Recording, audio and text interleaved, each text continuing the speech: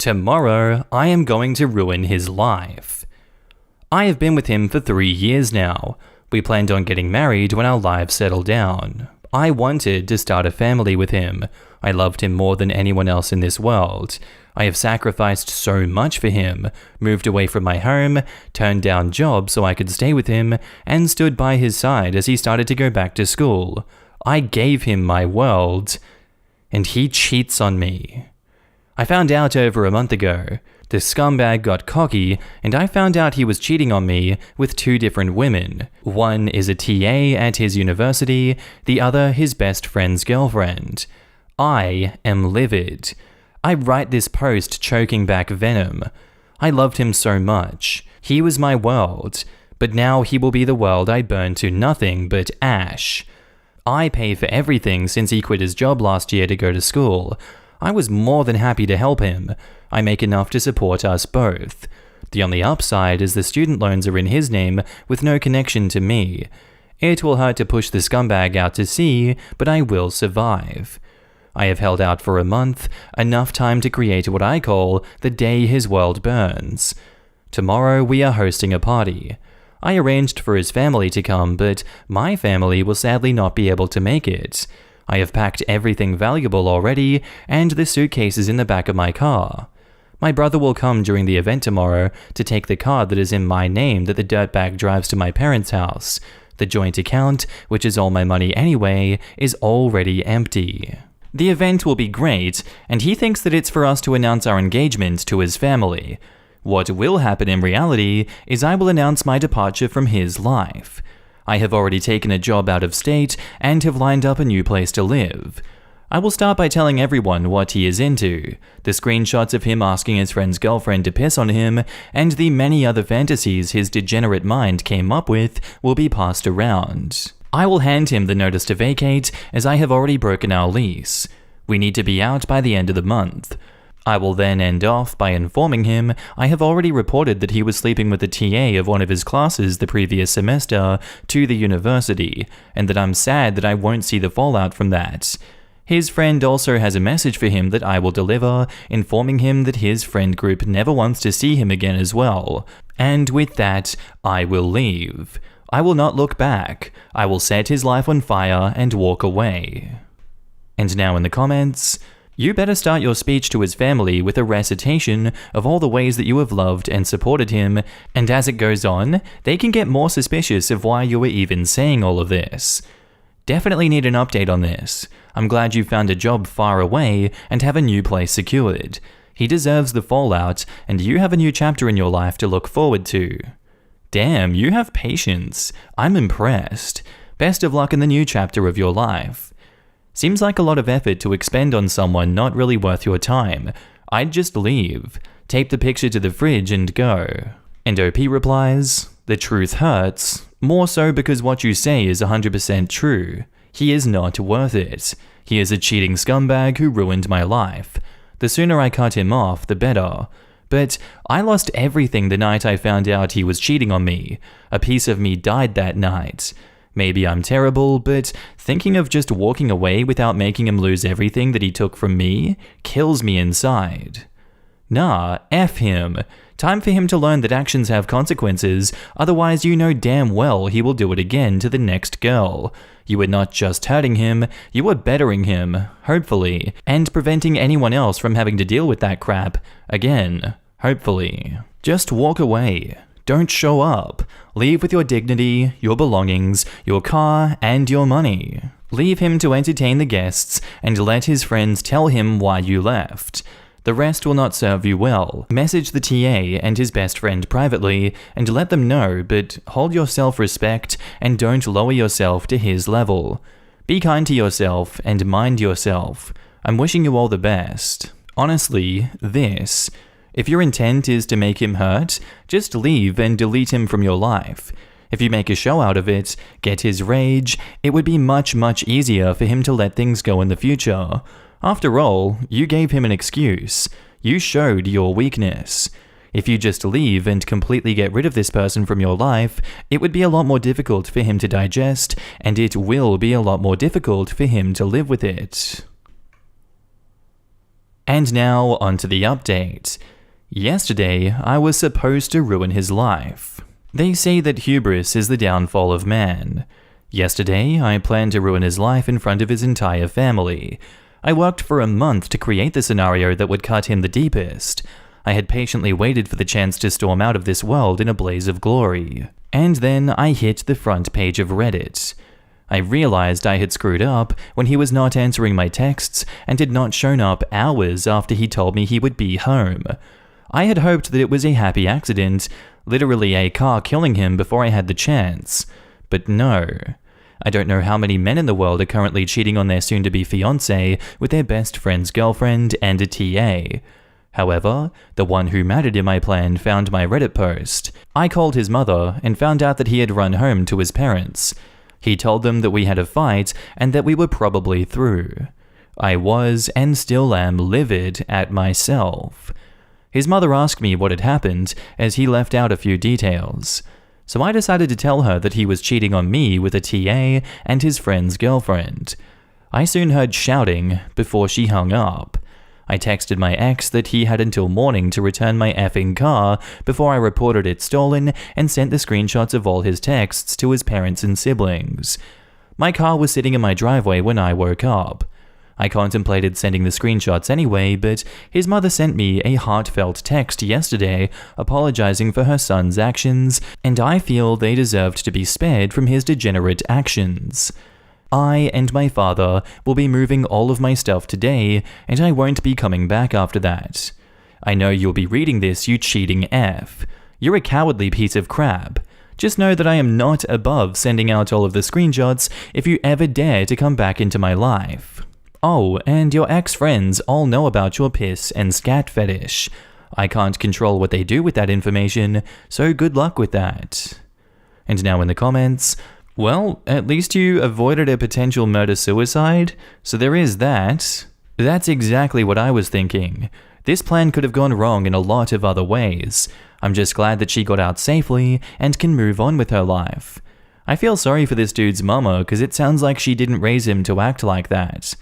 OP, wishing you all the best in your new life moving forward. Okay, so I'll tell you what my grandmom told me when I wanted to take revenge on someone. Just stand back, live as happy as you can, and do not move a finger, because nothing you do can be worse than what people like this will do to themselves when you let them. They are trapped with themselves. You don't have to do anything for them to fall down, because they will trip over themselves and you didn't have to get dirty in the first place. She was so right. I'm so sorry that your plan was ruined, but it's the thought that counts, I guess. In all seriousness, I'm glad that it all worked out for you in the end, and the little cow decided to run to mummy and daddy instead of turning violent or some crap like that. All the best for you in your new life. This is a lesson for everyone who wants non-criminal revenge. Don't post identifying details on Reddit until it's done. That being said, it might be for the best. This way his life is still on fire, and absolutely no pity will be found for him. If she had gone through with it, someone would have said too far and might actually help him. Very much so. The other thing I thought while I was reading this was, this is not going to go the way that OP thinks it will. It felt like when you pre-plan a conversation, but it ends up going nothing like your plan. With a whole room full of people, OP's presentation would have been interrupted almost as soon as it began. People don't just sit impassively and absorb that sort of news. Sometimes you live long enough to watch yourself become the supervillain that spends way too long explaining their diabolical plans and lets the dude escape the carefully laid trap. You sly dog! You caught me monologuing! Our next post is titled, Am I the asshole for telling my biological sisters I don't want to meet our bio parents? I, 30 female, am a Chinese woman who was adopted from mainland China when I was a baby and grew up in the UK. I grew curious of my roots and if I had any family out there, so I took a 23andMe test. I found 4 sisters through this test, and I am the oldest. My sisters are 29, 28, 24, and 20. The 3 middle sisters are in America, and the youngest is in Germany. We have kept in contact via the internet and have even met in person twice before COVID started. I have 2 brothers that I grew up with who are my parents' biological sons, and as far as I'm concerned, they and my parents are my true family. But I have grown close to my biological sisters as we understand each other a lot. What my parents know of my birth story is that I was found in an alleyway in a box. My sisters were found relatively the same way from what they know, though they were left outside of buildings in public areas, so I'm a bit more bitter than they are about how we were abandoned, as I was left out of the way where I could have been missed. We recently got contacted by a new family member found by the test, an 18-year-old full brother who lives in France with our bio parents. Apparently, they moved there later in life. My biological sisters are excited by this and are eager to meet them. They want the 5 of us to fly out together to meet our brother and family. I have told them that I won't stop them, but I have no interest in meeting the couple who clearly kept trying to have a boy and abandoned 5 daughters that we know of, reminding them there could have been more that we don't know about who haven't used 23andMe. They feel that I'm being unreasonable in this, and I should at least go to meet our brother. I am fine meeting him one day, but not with them there, and he and I have been exchanging emails for now. I know they want the 5 of us to go out as a united front in this, and me not wanting to go is disheartening for them, but I honestly feel bitter in regards to this whole situation. Honestly, I can see where everyone's coming from in this one, but I'm with you in this one. They obviously didn't want you or any girls in this family, so they abandoned you. And yes, who knows if there are other girls that they abandoned in the same way. I can respect those that do want to meet them and, get some closure from this whole situation, but I personally cannot blame you at all for wanting to keep a distance from your bio parents. So I'm gonna say not the asshole. And now in the comments, not the asshole. They want to go, you do not. That's fine on both sides. They have no business pushing you to go meet bio family. I think a more accurate judgment would be no assholes here, because using not the asshole would mean that the siblings are assholes. Look, I was initially going to go with no assholes here, but switched to not the asshole based on this. They feel I'm being unreasonable in this, and I should at least go to meet our brother. They should not be calling OP unreasonable or pressuring her to do what they want here. As a person who was adopted, agreed. If someone called me unreasonable for this, I would cut them off. But that's only me because I'm vindictive. OP's bio parents may as well have written, "We wanted a boy, but we got you instead." She is allowed to be bitter. I also feel like her sisters might learn the hard way that they weren't welcome, but I could be wrong. Not the asshole. That is a very personal trauma for you, and it is especially worse for you as the one who is the oldest and was the closest to not having a life at all because of their abandonment. I hope you and your brother form as strong of a bond as you and your sisters have. It isn't his fault that your parents did this, and I hope they come to understand your feelings and stop pushing it. OP replies, "It was a bit tough to work up the ability to exchange emails with him. After all, he's the goal that they were clearly aiming for that resulted in myself and my bio sisters being abandoned. That being said, I reminded myself that he's really just a kid and none of this was his fault." Not the asshole. I too am an adopted person who was abandoned at birth, outside of a bodega in the bad part of town. I also took a DNA test and ended up meeting my biological family, and I regret it so very, very much. Meeting my siblings and birth parents sickened me so much that I feel as though I'll never get my mind back to where it used to be, and I had the unfortunate pleasure of being filmed for TV meeting them. It has sucked finding out that I have an older brother with the same birthday as me. Only he got to have a birthday party, and I got left outside in the cold. Please don't ever think you're an asshole for not wanting to meet your bio parents. You are not. Sometimes it's a lot worse than not knowing.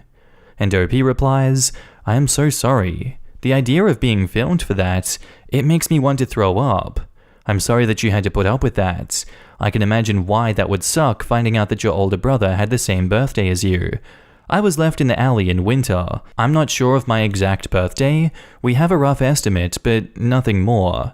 If you do ever want to talk to someone who is similar in this, feel free to hit me up." And now onto the update. So I've had contact with my bio parents. After some pushing from my bio sisters over getting in contact with our bio parents, as while I don't want to fly out to meet them with my sisters, they still want to talk to me. I finally consented to having a Zoom call with our bio parents, as that was the most that I could handle. I'll be honest, it was like a punch in the gut. I looked so much like our bio mother that it was a little startling. So I found out some answers to some important questions. Firstly, why were we abandoned? As many of you can guess, it was to do with the one-child policy. They wanted a son, but there was additional internal pressure to this. My paternal grandparents had told them that if they kept a daughter, they would be cut off and not have a penny of the family money. It is why I was abandoned so differently from my sisters. It was my paternal grandmother who took me out to abandon. My bio parents always assumed that I had died with how she left me, so they took over the abandonment of my sisters, which is why they were left in better places. Was there any other children? Yes, one. A boy who would be 22 right now had everything went to plan. They had been going to keep him, but apparently something was wrong about him. I don't know what, and they didn't expand on that, but apparently my paternal grandfather forced them to give him up as he was ashamed. Why did they move to France? After our youngest brother was born, they finally gained financial independence from my paternal grandparents and were able to move. They were the ones that asked their son to take the test, hoping to find their other children. So, where does this leave us? They were so happy to talk to me and kept going on about how they now had most of their children back and could have it all. I cut them off there and told them they didn't have us back. I expressed sympathy for what they had been put through by my paternal grandparents, but pointed out they chose money over me and over all of us, and how they could have chosen to simply keep me or any of the others and make their own way in life, but they hadn't. I thanked them for the call, but I told them that I had a family already and had no further interest in speaking with them. Also that I would continue to be in contact with my bio brother, but this was all that they would get. They tried to beg me to stay on the call, but I left, and I admit that I had a little bit of a sob afterwards. My adoptive sisters ended up taking me out to drink afterwards, and the three of us got hammered while I vented and cried some, but it helped work through things a lot. So thanks everyone, I just figured that you all deserved an update. And now in the comments, I really hope that the conversation with them gave you some kind of closure. Thank you for sharing this update with us. Yeah, at least she got a few questions answered. Seems like it would be better to know than to always wonder. Doesn't exactly make it easier, but perhaps provides some closure. Having had friends and family that were adopted, the reason that they were abandoned was nearly always a terrible situation in which the birth parent/mother felt that it was the better option/they had no choice. There was at least one more question in OP's case, why she was abandoned in a different way than her sisters. But yeah, I'm sure they pretty much all explained it that way, but at least OP had that conversation and knows who they are. I'm glad that she has her sisters with her to get her drunk and listen to her venting. This is peak British people therapy. Gather a small group of loved ones, go to the pub, or more likely multiple pubs, and then proceed to get so shit-faced that any problem seems minor compared to the hangover. And OP says, hey, I may have been born in China, but I was raised in Britain. It is the best medicine sometimes. And edit, I know some people will likely be curious based on this, but no, I don't get the Asian flush, aka heat flush, in response to alcohol. I was lucky genetically, I suppose. Growing up, I didn't even know that that was a thing until my mid-20s. My adoptive family are Pakistani, so they don't get it either. Holy F, as an adopted Chinese woman, this is exactly why I stopped searching.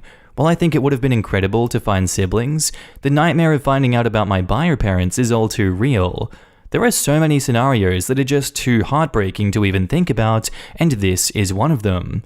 I have a real family, I'm just not genetically related to them. I'm glad OP also seems to have an incredible support system. Maybe one day a sibling of mine will also pop up on 23andMe. Thank you so much for sharing. I grew up with adoptees, and usually it's a case of bio parents were poor so child was adopted. But this is just so extreme. 7 pregnancies and giving up 6 kids?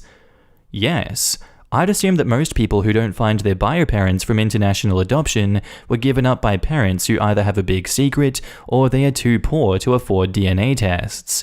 For this family to give up 7 kids and then think 30 years later that they can swoop in and make everything okay, it's baffling. I can't even wrap my mind around birthing and abandoning 6 infants in a row, with their biggest effort against it all being to abandon their newborns in less dangerous locations.